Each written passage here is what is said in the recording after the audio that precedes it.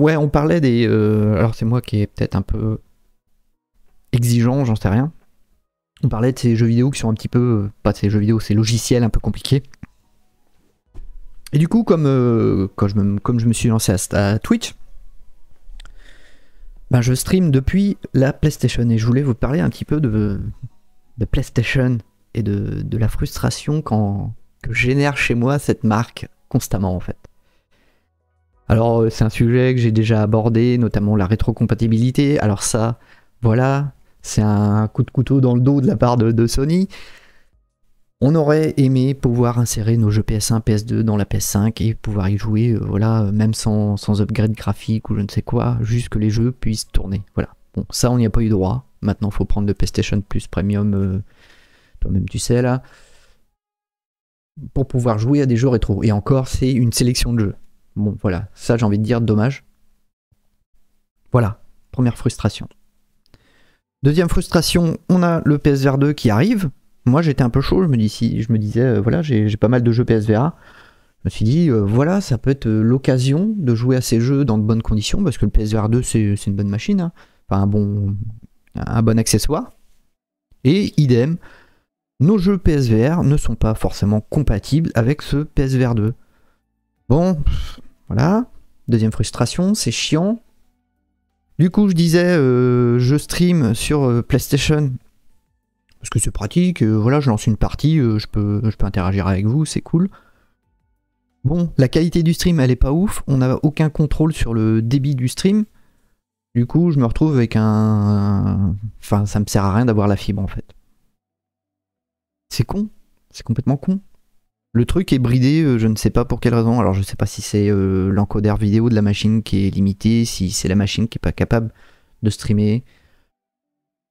Enfin, on peut avoir des options, quitte à faire tourner le jeu en 1080p au pire, voilà.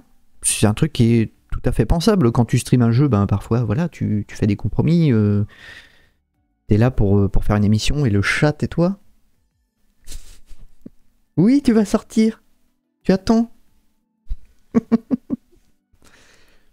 Et ouais, quand on stream, bah, on est parfois obligé de faire des compromis. C'est comme ça, hein. Tu joues pas forcément toujours en plein écran quand tu streams. Enfin, il y a plein de petites choses que vous voyez pas forcément, vous, sur Twitch. Mais ces compromis-là, on pourrait les faire sur PS5, y a pas de souci. Et déjà, ne serait-ce que pouvoir régler le bitrate et avoir une qualité d'image correcte quand on stream depuis sa PS5, bah, ça serait bien. Et ça, voilà, nouvelle frustration, PlayStation. C'est incroyable. J'ai l'impression que tout ce qu'ils font, en fait, c'est frustrant. La DualSense, je me suis dit, tiens, vu que c'est une chouette manette, bah, je vais l'utiliser sur PC. Elle n'est pas compatible direct input. Faut passer, avec Steam, on peut l'utiliser. Mais il faut la configurer. Alors je sais pas si... j'ai pas essayé récemment, mais au moment de mon essai, il fallait télécharger des drivers un peu à la con, machin. C'est une manette. Tu la branches, ça marche. Enfin, pourquoi c'est compliqué? Pourquoi vous rendez tout compliqué? Idem, la caméra PlayStation, qui ne fonctionne officiellement que sur la PS5. J'ai été obligé de racheter une autre caméra du coup. Alors que la caméra PS5, elle fonctionne super bien. Elle a des super objectifs et tout. Mais sur PC, pareil, il faut télécharger des drivers sur un site obscur. Ça marche pas toujours bien, notamment sur Discord où j'ai les deux caméras en même temps. Pourquoi on n'a pas un driver qui fonctionne sur PC? Point. Tu branches ta caméra, elle est reconnue comme une caméra, fin de l'histoire. PlayStation, qu'est-ce que vous faites? J'ai l'impression que vous voulez pas vendre vos devices. Votre caméra, elle pourrait intéresser des streamers parce qu'elle marche très bien.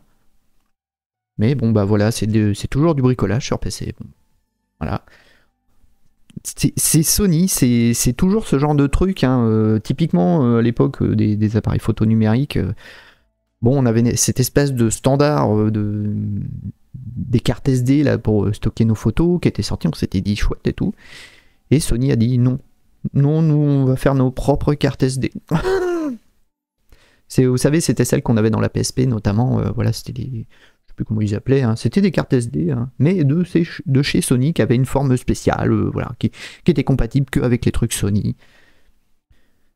Vous êtes chiant. C'est pour ça que le mini-disque s'est croûté, hein. Enfin... Un mini-disque aurait été un peu plus ouvert. Moi, je voyais à l'époque où c'était sorti ce truc-là, je me disais, mais c'est génial, vivement qu'on ait des lecteurs mini-disques sur nos PC, qu'on puisse sauvegarder nos datas là-dessus, faire des sauvegardes, copier, voilà, mettre nos films, copier la musique, machin. Mais il y avait des DRM et tout, machin, c'était chiant. Le Blu-ray, idem. Bon courage pour lire un Blu-ray sur PC, par exemple. Hein. Ça, c'est typique et de l'industrie du cinéma et de Sony. On avait le choix entre le HD DVD qui était plutôt ouvert là-dessus, qui permettait une lecture super simple sur PC. Tu mettais ton HD DVD dans ton PC, paf, ça marchait, tu pouvais lire ton film.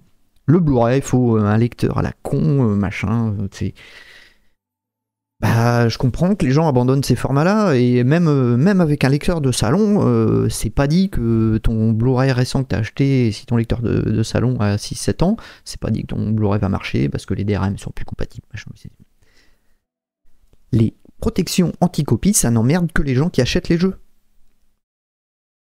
Ces DRM, ils ne servent à rien. Les films, on les trouve en pirate sur Internet quand même. À quoi servent vos DRM? Pareil, il y a des DRM sur Netflix. Est-ce qu'on peut me dire à quoi ils servent? On trouve des rip-off de séries sur les sites pirates. À quoi servent les DRM? Puisqu'on est capable de copier quand même.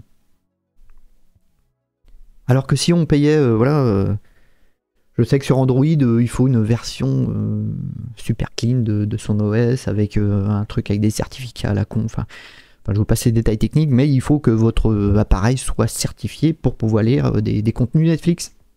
Alors moi, qui adore avoir le contrôle total sur ma machine, notamment mes smartphones, bah moi je m'installe des OS libres et ouverts, sans Google, voilà. Non, bah le chat par contre sur le micro. Pardon.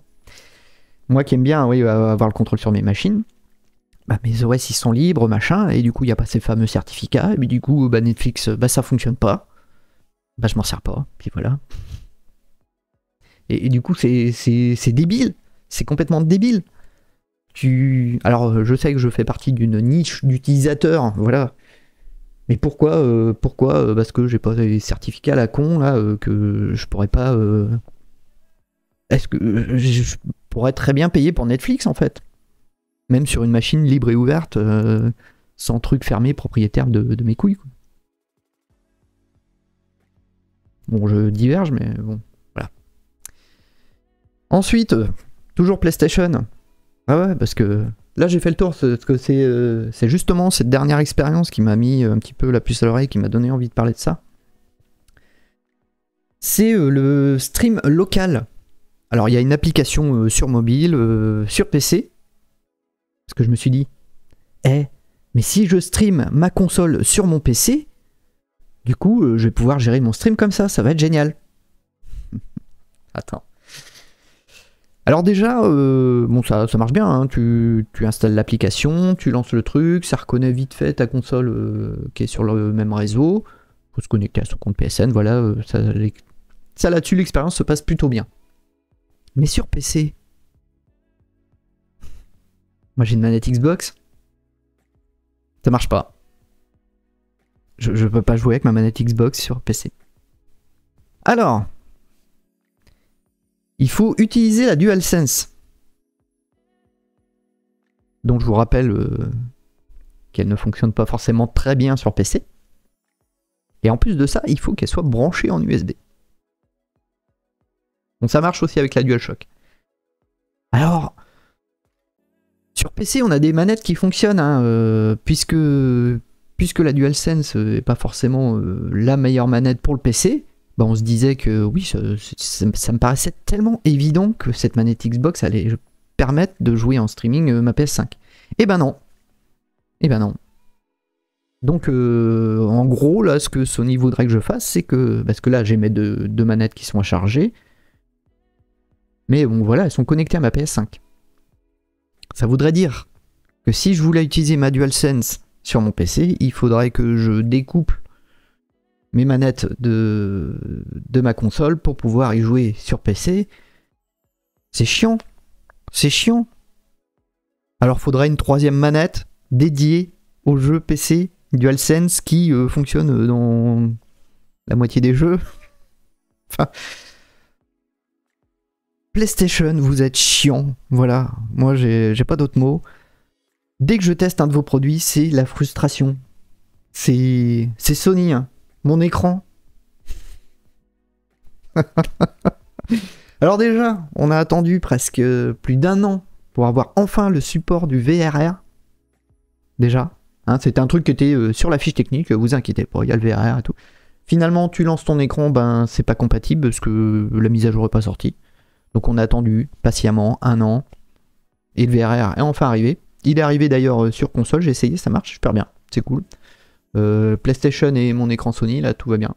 On peut faire, il y a des jeux en fait où le framerate est capable de dépasser 60 Hz quand c'est possible, enfin 60 FPS. Et du coup ça c'est cool, c'est une bonne fonctionnalité parce qu'il y a des jeux qui sont pas très gourmands et qui peuvent tourner au-delà des 60 FPS. Et ça c'est cool. Et du coup mon écran là j'ai... Bon bah voilà, c'est encore un problème de niche, hein, parce que j'ai l'impression qu'il n'y a que moi qui utilise les appareils complètement, j'en sais rien. Mon écran est Android, c'est un Android qui fait tourner, c'est l'OS de l'écran. Et du coup, bah, on a l'assistant Google. Et je peux commander, en théorie, mon écran avec Google. Genre, si je veux lancer de la musique, machin, je dis, vas-y, mets-moi une playlist de death metal, et pouf, ça apparaît sur mon écran, c'est cool. Alors, ça marche, plus ou moins. Par contre, il y a un bug depuis la sortie de l'écran, c'est qu'on ne peut pas allumer cet écran avec notre assistant. Genre, je rentre chez moi, je lui dis allume ma télé. Non. Pourquoi? Alors, un bug, ça je peux comprendre, je peux pardonner. Du coup, j'ai contacté Google, j'ai contacté Sony. Je leur ai même fait une petite vidéo de démonstration. Je leur ai montré le bug, ce que ça faisait. Je leur ai dit, bah voilà, moi je rentre du boulot, je vais allumer ma télé, je demande à mon assistant, ça fonctionne pas. J'ai filmé tout ça, je leur ai envoyé ça, en détaillant bien tous les problèmes que j'avais. Alors Sony m'a dit, oui, alors faut installer Google Assistant version 9. Je sais pas quoi. Non mais tout est à jour chez moi, là, c'est bon. Donc c'est pas ça. Je suis allé voir sur Reddit, effectivement, c'est un problème qui est récurrent sur ces appareils-là. Ça va bientôt faire 2 ans que j'ai ma télé, et ce bug est toujours là. Sony, voilà. Alors, j'ai été très longtemps fan de Sony. Après, leurs écrans sont cool, hein. Franchement, le traitement vidéo, il est ouf. C'est un... Ouais, si on est quand même sur du haut de gamme, je l'ai payé 1000 boules quand même, le bordel. Ça fait mal au cul qu'une fonctionnalité aussi basique que ça ne fonctionne pas. Mais ouais, enfin, je sais pas, enfin... J'ai l'impression qu'on nous annonce plein de choses. Oui, oh, ça fait ci, ça fait ça, ça fait machin. Et puis en fait, quand tu creuses un peu, tu te rends compte que bah, ça marche jamais vraiment bien, jamais à 100%. Et c'est très PlayStation en fait. C'est tellement ça. Enfin, c'est pareil, la PS5, c'est une machine qui est géniale, qui peut faire plein de choses. Et puis, bah, quand tu commences à lui en demander un peu, tu te dis, bah tiens, je peux pas faire ça. Je peux... Typiquement, là, sur le menu des jeux, ben, tu peux pas faire un dossier. C'est un truc qu'on avait sur PS4. C'était très bien. Genre, tu pouvais te faire un dossier jeu à finir, jeu en cours, truc sauvegarde, voilà. Et pour les jeux, je sais qu'il y a des gens qui ont plein de jeux à installer sur leur machine. Moi, j'efface au fur et à mesure, mais il y a des gens qui installent plein de jeux et qui aiment bien les classer par genre, ou voilà. Bah, c'est un truc que tu peux plus faire. Oh. C'est pareil, hein, PlayStation, leur OS, quand c'était sur la PS3, elle avait plein de fonctionnalités multimédia. On pouvait lire des podcasts, on pouvait lire nos vidéos, de la musique, regarder des photos, enfin c'est des trucs cons, hein, qui, j'imagine, ne servent plus à grand chose aujourd'hui. Mais on pouvait le faire. Aujourd'hui on peut plus parce que...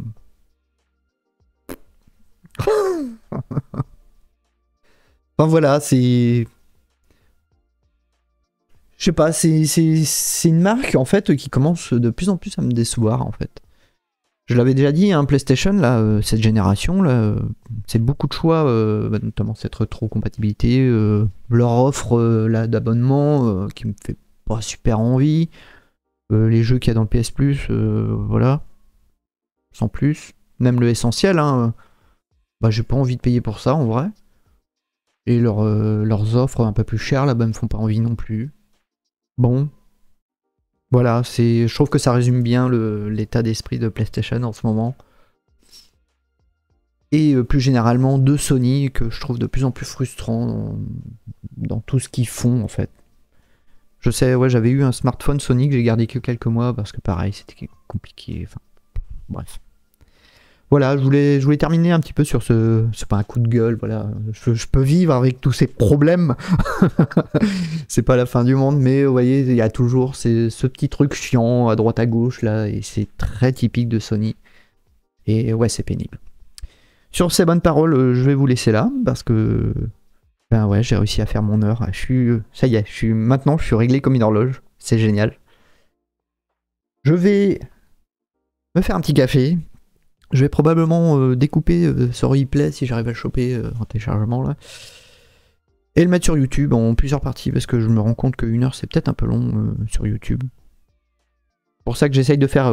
Je sais pas si vous avez remarqué, mais j'essaye de faire des petits segments maintenant dans mon stream. Comme ça me permet en fait, bah, même s'il n'y a plus grand monde à me regarder, s'il n'y a pas grand monde à me regarder, bah, ça me permet de faire du contenu pour YouTube et je trouve ça cool. C'est pratique et ça permet de faire une pierre deux coups. Donc voilà. Bon, bah, mes amis, mon cher spectateur, parce qu'il y a une personne qui me regarde et c'est une personne bien, sachez-le. Je vous invite, hein, comme d'habitude, la description, le lien, machin. Je vous invite à me suivre sur Twitch si ça vous intéresse ce que je fais. Il y a d'autres réseaux, je suis à peu près partout où il est possible d'être. Voilà. Donc sur ce, je vous souhaite une excellente journée, un très bon week-end. Et ben c'est à peu près tout. Moi je vais probablement essayer de faire un TikTok là, il est 9h, ça devrait aller. Et puis ben voilà. Allez, à plus. Oui, je te sors le chat.